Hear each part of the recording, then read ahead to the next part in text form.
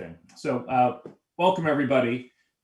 So our next panel is going to be looking at the topic of identity and authentication, looking specifically at where government can help. And I think we do want to talk about some of the themes Congressman Foster just talked about, and how we can build on some of those and explore some different roles that the government can play in addressing some of our challenges around digital identity and authentication.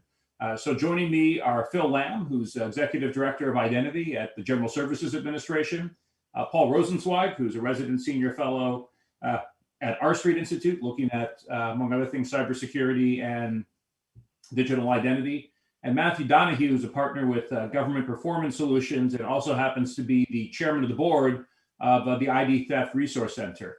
I wanted to flag, we unfortunately lost Denise Zhang from the Business Roundtable, who was supposed to be on this panel a little earlier this week due to a conflict. I'm also realizing now this makes this our one manel of the event, which was something I was hoping to avoid. So that was not the intent. And well, let's jump into things. So I want to start off sort of with, I guess, a combination question here. If I can ask each of you to take a couple minutes to introduce yourselves, and with it answer an opening question, which is, why is it that the government needs to play a role in identity, and what can it do to help?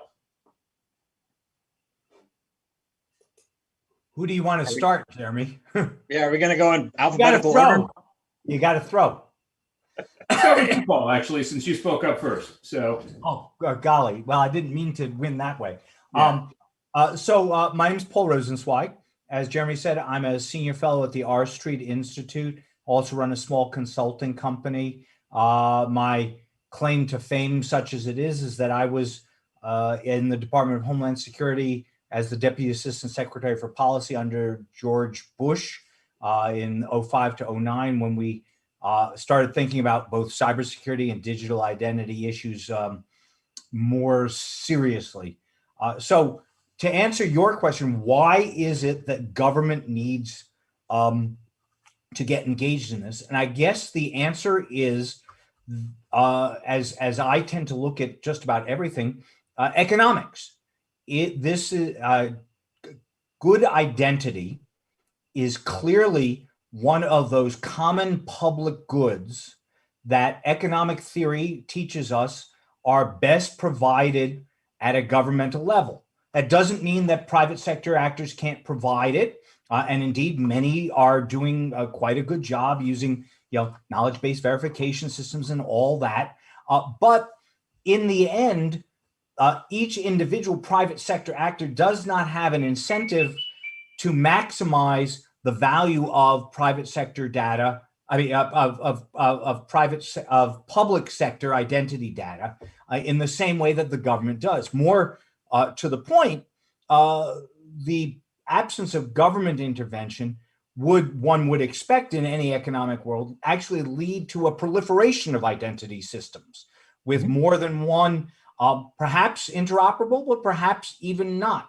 We have a phenomenon called in economics called the walled garden idea, where one becomes captured by one's initial provider, whether it's Apple's music system, right? You can't move your iPods over to MP3, or in this case, an identity system. So economics tells us that government has a really good role to play here. Thanks. Phil, let me go over to you, since you are the government. Thank you. I don't know about the government, but thanks for inviting me here. My name is Phil Lamb. I'm the Executive Director of Identity at the General Services Administration. And to your question about why government identity, Paul, I couldn't agree more across the multiple points that you had. One, I think that we as government are providing a lot of benefits to Americans today. And in order to facilitate providing that benefit, we kind of need to know who you are. Are you eligible for this to help reduce fraud and theft? And I'm sure, Matt, you can get into that as well. So we have a need for identity. Now, the question is, should we be part of that solution? And I would say absolutely as well, right? So to Paul's earlier point, we as a federal government are likely the source for a lot of authoritative data on you that determines who you are, whether it be your social security number, whether it be your physical address or your passport number, or what have you. So can we as government be part of the solution? Yes. Can the private sector also be part of it? Absolutely. And that's something that we've been doing here at the General Services Administration, is deploying a platform of identity services that absolutely is vendor agnostic, reliant on standards from our friends at NIST, so that we can all trust these identity solutions. But together, we hope to solve that challenge. And I think government is a good place to bring that all together to help the American people. So. Yeah, thanks. And Matt? I don't ever want to go after those two again. What they said was exactly correct. I have a few things to add.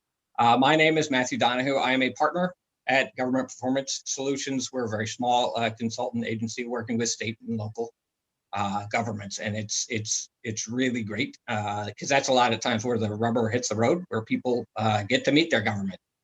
I do think that that the government is already most of the authoritative. They have the authority, whether it is in the federal government with where your address is, but we can't forget Real ID. We can't forget your driver's license as your sort of physical identity proof 90% of the time or higher. And we also can't forget that if it's all private, if digital identity is private, we're going to have an issue where we have the haves and the have-nots.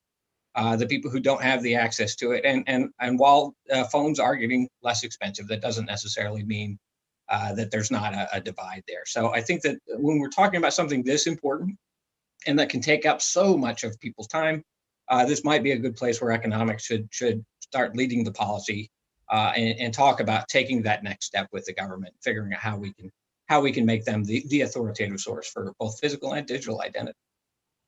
Got it. Thanks. Well, Phil, I know you've been doing some work over the last year or so within GSA to try and, I think pioneer is really the right word, in terms of, finding a role for some of the authoritative sources we have to be used, I think, both to support the government's own needs. If I'm somebody who needs to actually prove who I am to an agency, to, check my benefits, or even, have benefits delivered to me, but also to potentially support private sector efforts in terms of, I think we heard from Michael Mosier before, from FinCEN, about all of the financial crime that's tied to identity. Can you tell us a little bit more about some of the things that you've had underway in the last year, and what we should be thinking about to see perhaps this year from you? Sure. So yes, we at the General Services Administration took the mantle of what OMB asked our federal agencies to do in Memorandum 1917 about how do we actually enable citizens to access their data via API. And so as the agencies looked through this, our office engaged with them to think through what are the technical challenges, what are the policy challenges, what are the potentially legislative challenges they have to enable that type of use case. And we worked with several of them to get to the point of potentially piloting a capability where you could, as a citizen, come through and sort of get access to that data. And I think one agency that's really been spearheading this is the Social Security Administration. They moved forward with this kind of ahead of some of the others due to legislation. But they were real trailblazers in this area, and we hope to kind of have that model in other places. Now, I mentioned address before because we see our partners in the U.S. Postal Service as sort of critical in this, and also as a foundational element to hopefully bring forward the concept of, hey, where are you today? From a physical address perspective, who better to know that than the Postal Service? And so we're very happy that the Postal is partnering with us on multiple identity efforts, and one of them being around address validation. So these are some of the small things we're doing from a technology perspective, but I think the other elements, the work that we're doing the federal agency side, is just recognizing that we all share a common identity challenge. We all have that same, we need to know who Jeremy Grant is, whether he's a veteran looking for veteran benefits, or a taxpayer, or a Social Security beneficiary, maybe not yet. And that it's a common challenge that requires a common solution set. So getting alignment across the agencies that yes, we're not that special in terms of this specific challenge area, and thus would need and desire a common shared platform for this. That's something that our office helped drive towards this past year, and I hope to help promote this coming year to gain some of those efficiencies and economics that we've been hoping to achieve. Thanks. And if I can ask you to just dive in a little bit more, I think one of the things that you've been able to do over the last year is transform the login.gov platform to something that was really sort of a single sign-on, just a username and an account, to one that could do authentication. In fact, login, I think you guys in Yahoo Japan were the very first two sites at scale to implement the FIDO2 standards, which was nice to see a couple of years ago. In fact, it was it was this event 3 years ago where Eric Melfer, who's then at GSA, announced the FIDO integration. But you started to build in a way to start doing identity proofing for individuals as well as something that can be a shared service for agencies. How is that going? Are you able to figure out who everybody is, or are the tools that are out there today, do they need to be, better? Yes, so thank you. I actually didn't know about the Japan launch as well with us, but yes, Japan, it was Yahoo and Login were the pioneers here, but yes. Yes. So login.gov is one of those operational shared services that General Services Administration has. And the purpose of that initially, as you were saying, Jeremy, was to just provide a strong credential. So you didn't have to create another account and another account and another account and multiple federal agencies. So that has grown over the years. Over 25 million users have a login.gov account. And as you're saying, last year, we piloted an identity verification product on top of that. So not only are we very sure it's that unique credential coming through, but now we can make sure it's actually Jeremy Grant and not the other Jeremy Grant or the other Jeremy Grant through identity verification capabilities. So what the login team did was they leveraged the NIST standard and sort of put together the product for it. Early adopters of it last year were the Railroad Retirement Board, as well as a Small Business Administration that I'm sure Sanjay talked about this morning. And then from there, we have ongoing efforts with multiple federal agencies. So as this capability grows, we hope to deliver more and more capabilities to federal agency partners with this service. To your second question about how it's going, I think everything that is starting out has its bumps. One thing that we are learning is the way that we deploy this capability is really thinking about mobile users. So we leverage a lot of mobile technologies, whether it be taking a picture of your driver's license via your smartphone, then a selfie, then verifying identity information. That's how we be able to achieve NIST standards at scale. But what we have noticed is as we move this forward, not everyone has a cell phone. Though I think Congressman was stating a 95% metric. We've been seeing, although you may have a cell phone, it might not be a smartphone. And some data that we looks at about 40 million Americans today still do not have a smartphone. So very glad that the congressman is thinking about how to cross that digital divide, because that is how, at least from our product, a lot of the users come through. So something that we are looking to do is to expand the capabilities to include in-person verification as possible. So that if you don't have a smartphone and can't, take that selfie and driver's license picture, that you've got a mechanism to identity verify yourself. So let me ask a question actually on that last point for the whole panel. I think the last year has gotten people thinking about issues like equity and inclusion in some new and largely constructive ways. 24 years ago, when I first came to DC and started working in tech policy, God, it was a long time ago, getting old. But I digress. late 90s, we were spending a lot of time worried about the internet that was just emerging and the digital divide that was out there between the haves and the have-nots. As we're looking at things like this and the importance of having a smartphone, say, to deliver a modern identity solution, or frankly, a whole bunch of other factors that might be at play. If we're going to hear a lot about this in the next panel, looking at equity and inclusion, do we need to be worried at all about an identity divide? And that's for anybody in the panel who wants to tackle that.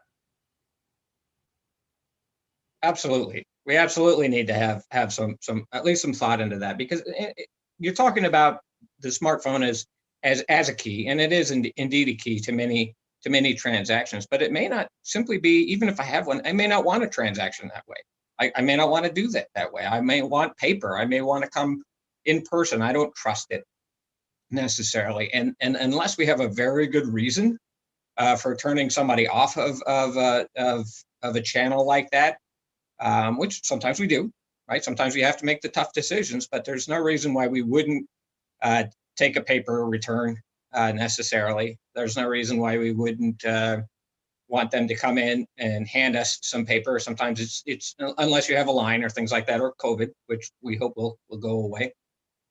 And if we are spending a lot of government money, I do wonder if we're spending it all towards the people who can't afford a very nice phone. It's just kind of odd that we're making it easy for the people who can already afford easy. I sound very, I'm from Indiana, red state, but there's no reason why we wouldn't want to help our neighbors.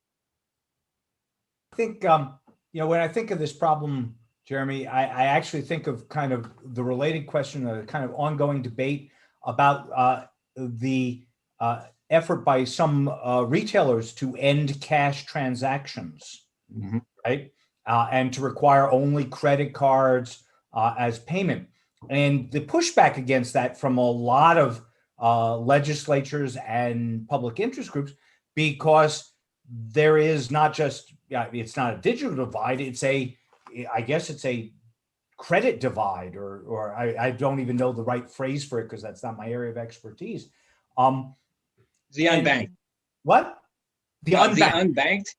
Yeah, that's the phrase. And it has struck me very much that, that really is a realistic response to the problem of the unbanked, but it's exactly the opposite reaction that we should be having. Instead of requiring commercial enterprises to continue inefficient cash transactions because of the unbanked, we should be trying to eliminate the problem of the unbanked by finding ways to enable them to become banked, if you will. I'm glad you reminded me of that phrase, Matt. Thank you.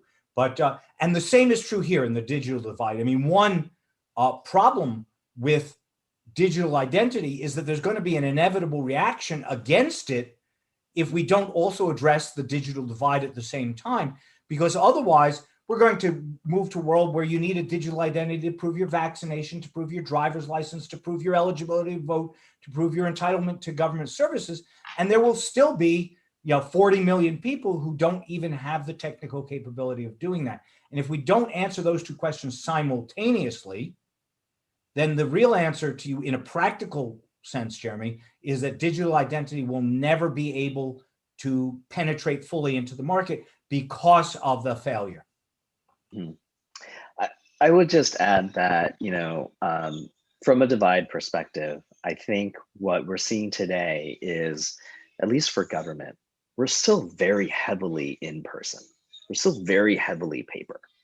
And, as we're on this panel talking about digital identity, we're talking about enabling more of that online in a trusted way. I don't see us ever saying, no, we're not going to do anything in person anymore, right? So we'll always have that option for the citizen, because as government, we don't have the luxury of sort of targeting, one market versus another.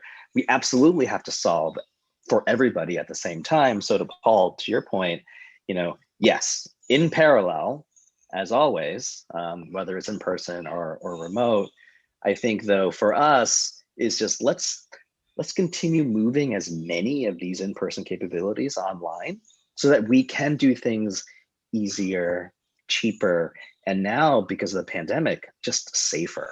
It's just safer for individuals to do things online. And I think that's just something for us to remember, that let's not get too bogged down with, you know, a lot of the challenges potentially in the far future, but remember about some of the near-term benefits that we can see by moving some of these capabilities online.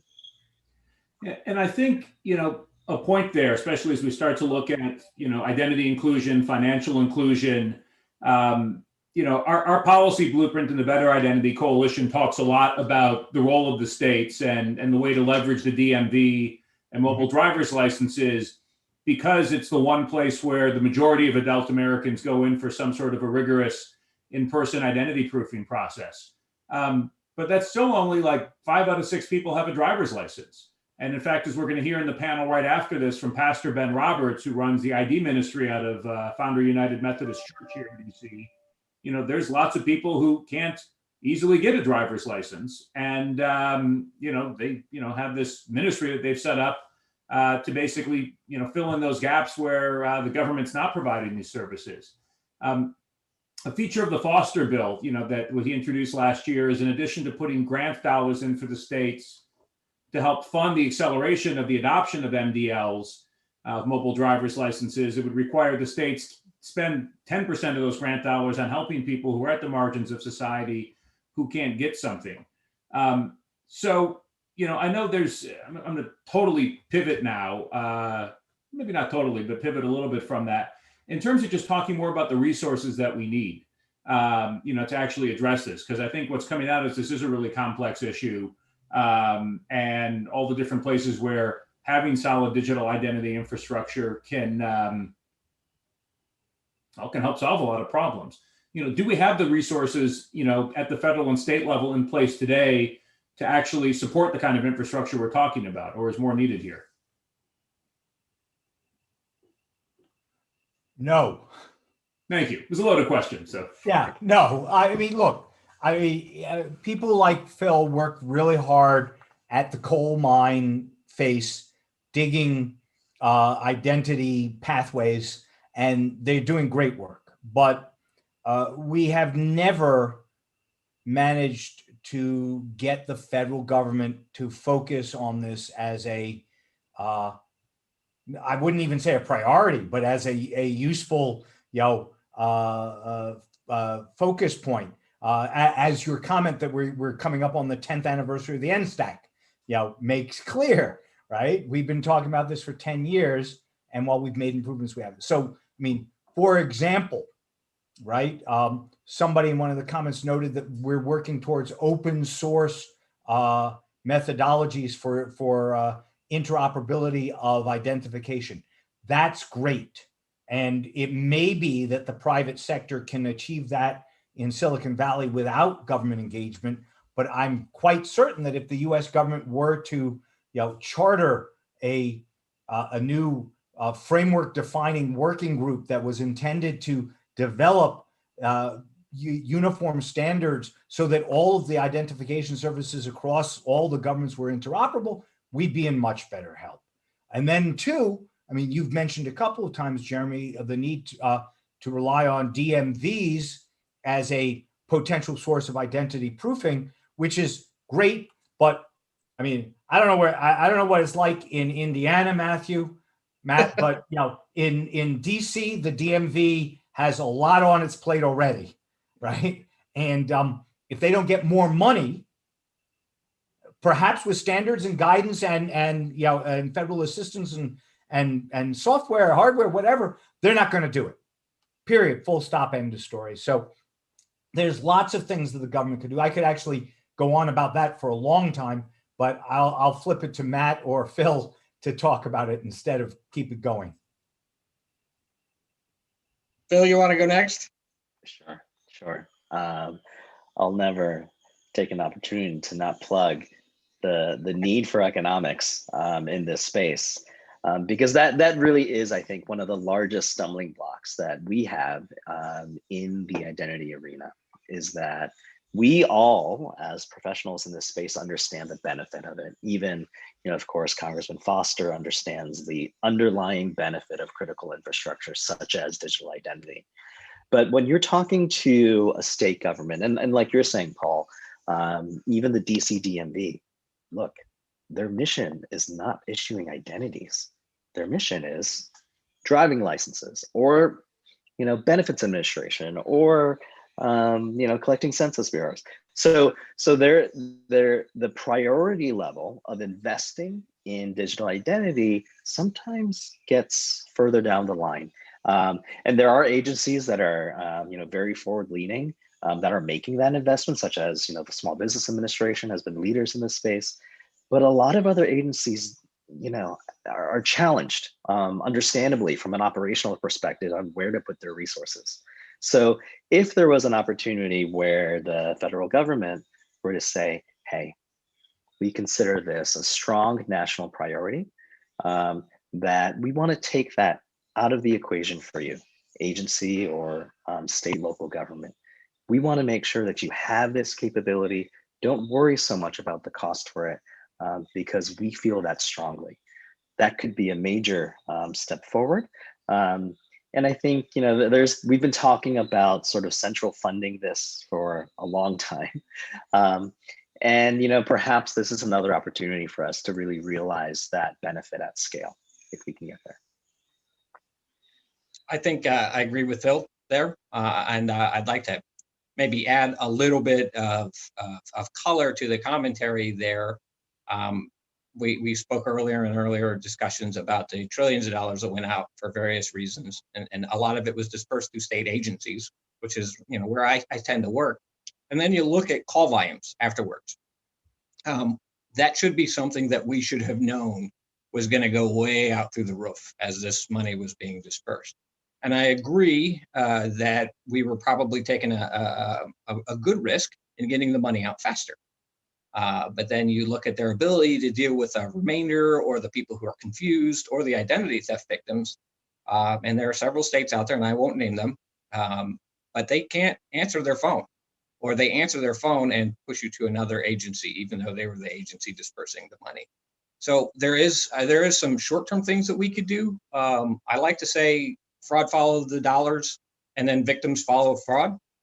There's some timing issues in this, and we can still affect present day problems that we're having with some thoughtful either legislation or better spending of the money, or thinking about how we can help the people who are left in whatever loop they're left in. Either they just can't get it done, they can't get their money, or they've been a victim. I'm big into the victims, obviously. I get to hear about how we deal with them at the ITRC. And so that's a difficult one for our present issue. And long term, yeah, I think that if the federal government said, yeah, don't worry about this Department of Motor Vehicles because they're all having problems, I get you. We need to go ahead and start sharing your data. Have you be more authoritative. You're gonna be the place that they have to walk into anyway. They would have to change some of their operations, deploy some new technology, some new workflows. I mean, they'd have to develop down to the workflows, which would be a lot of fun to do. So it would take that sort of push. It's worth talking about resources too. As Phil was talking about, this really is something that everybody benefits from. And in 2019, the Department of Homeland Security, CISA, the Cybersecurity Bureau, defined what they called 55 national critical functions. The idea was any one of these things, if they went down, would impact not just one or two sectors, but basically impact the whole country. And a lot of them were things you'd expect, like process wastewater, make sure your communications networks are running, planes should be able to fly. One of them was identity, which I was really excited to see because kind of echoes, something I've been saying for a long time, but it wasn't necessarily elevated on a common basis at that level. But it shows that while it's a critical function, we don't really have, central resources to support it. Now, I know, if you look at President Biden's proposed American Rescue Plan, this is the big stimulus package he rolled out in his first week. It was really interesting to see that in addition to focusing on everything from, funding vaccines and financial aid to people, it was going to put more than $10 billion into secure IT infrastructure, including more than $300 million for your home agency, Phil, the Technology Transformation Services, the GSA. Now, I don't want to put you on the spot here. I'm sure you have thoughts on what you guys could do with that. in terms of improving identity infrastructure. But I want to flag that it is an issue that, at least in budget proposals, seems to be getting attention. And I want to pivot slightly to say Congress already in the last year has funded some identity verification services, but it was to solve a particular issue. I think we talked about this before, which was in response to all of the billions and billions of dollars of unemployment fraud, the year-end spending bill that passed now has a requirement that any states delivering pandemic-related unemployment insurance put applicants through an ID vetting process. And it says that the feds will pay for it. So what stood out to me on that was, well, it's nice that this is getting some attention and funding, but it's looking at one tiny facet of the broader identity conundrum. And if you're only, in the metaphor I used before, was putting a Band-Aid on a patient that's got multiple serious injuries and saying, well, there, we fixed it. There's a deeper set of issues here when it comes to our identity infrastructure that are getting overlooked if we're just dealing with this on the unemployment side. So a very long-winded windup to ask, what do we need to do here to take a more holistic approach to, actually treating this as critical infrastructure and funding it as such?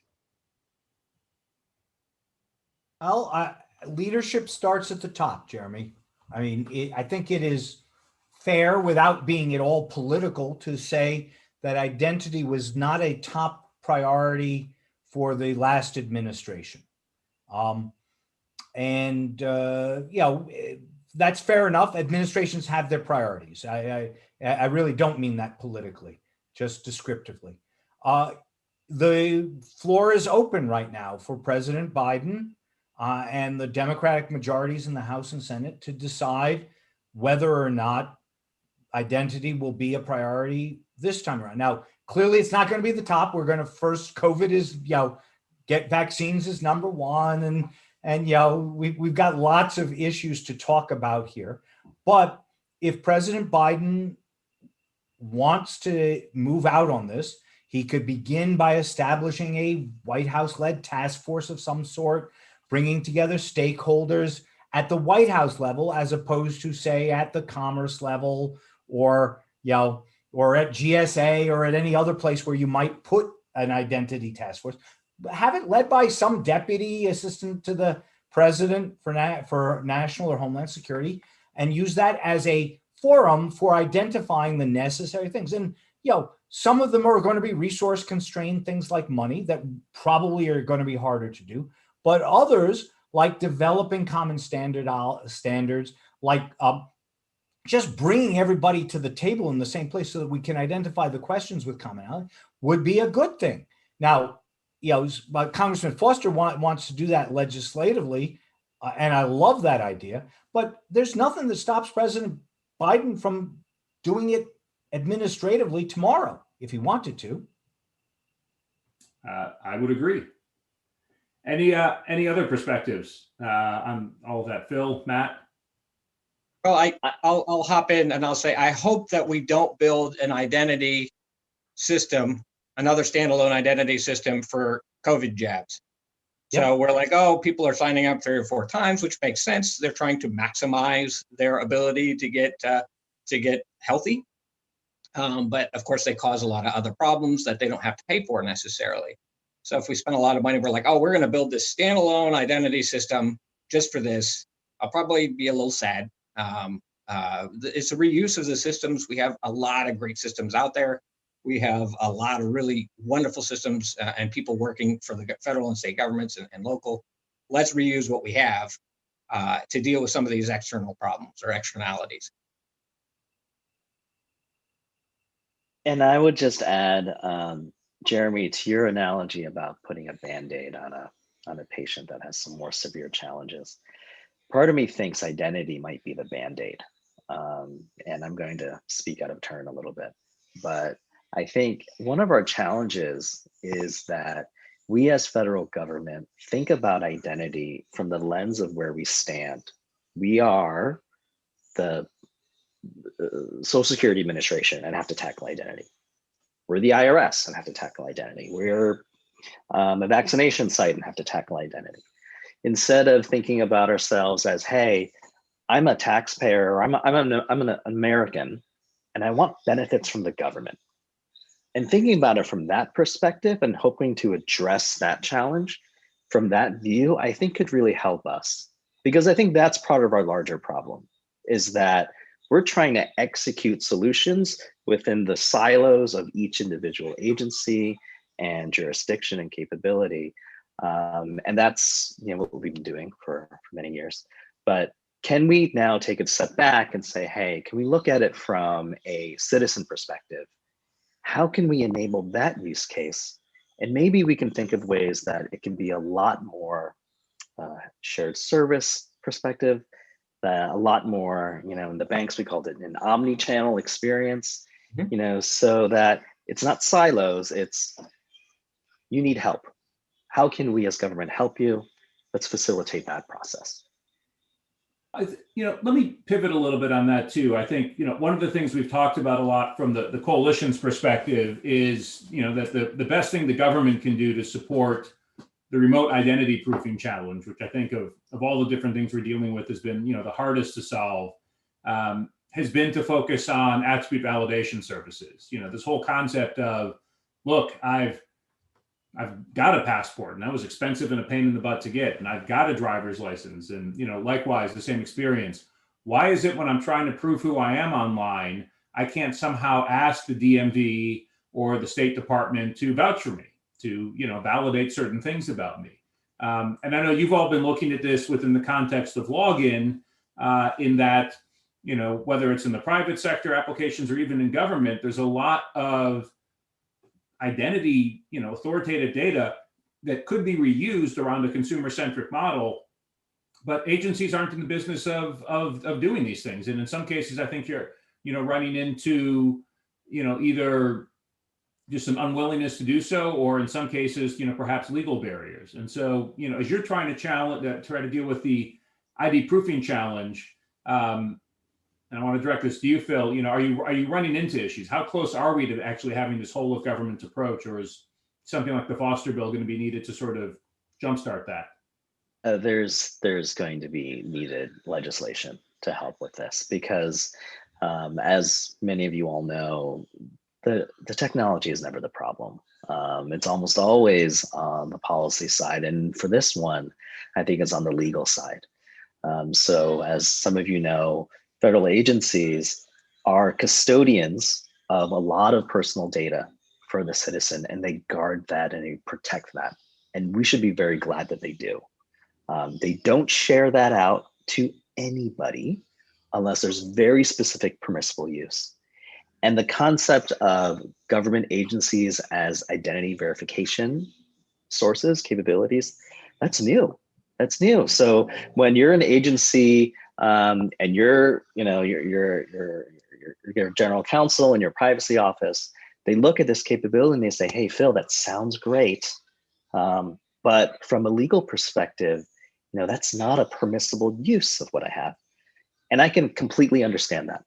So, I think that could really help as we tackle this. And perhaps part of the potential task force at the White House is to maybe identify what exactly are those authoritative sources. Let's find out specifically. What are the legal and policy challenges that are preventing each individual one? It could be different for each. And then how do we tackle that step by step? From a technology perspective, we're here, it's built. This is, I like to say this is trivial tech, but it is hard from a policy perspective when the mindset is we protect data, we protect it. So how do we figure out how to, allow usage of it in permissible ways?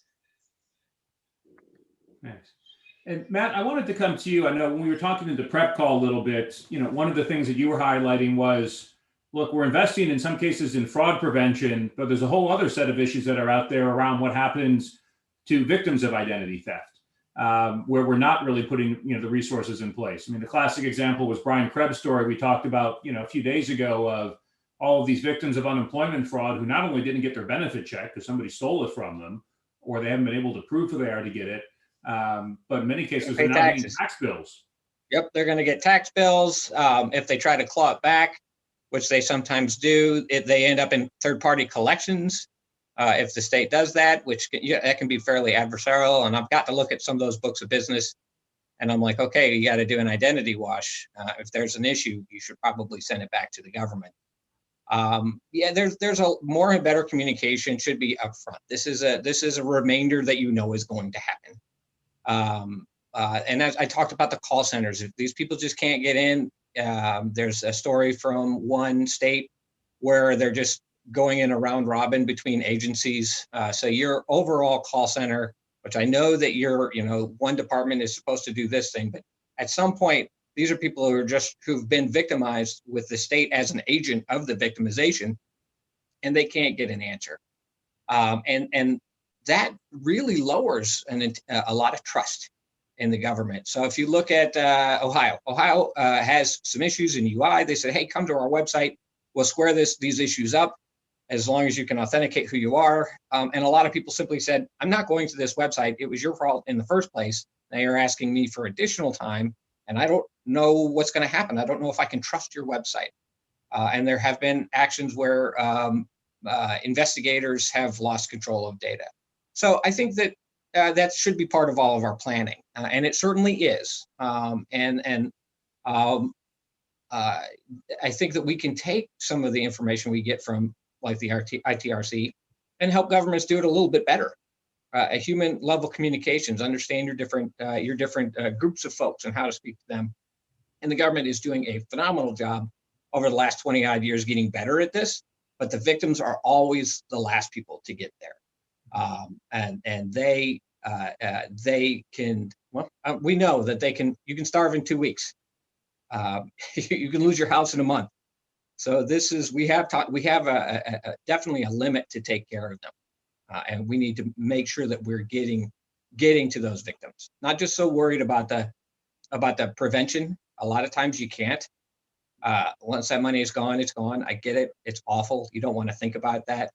But then you don't want to double your sin and treat the victim as a potential criminal. Thanks. Well, I know we're just at about time. Any final closing thoughts that you'd like folks to come away with before we wrap this panel?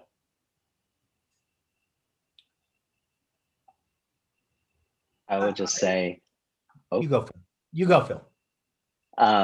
I would just say that, yes, obviously there are many, many challenges, whether it be from the digital divide standpoint to, current theft and fraud that's happening today, Matt. And it's heartbreaking to hear those stories.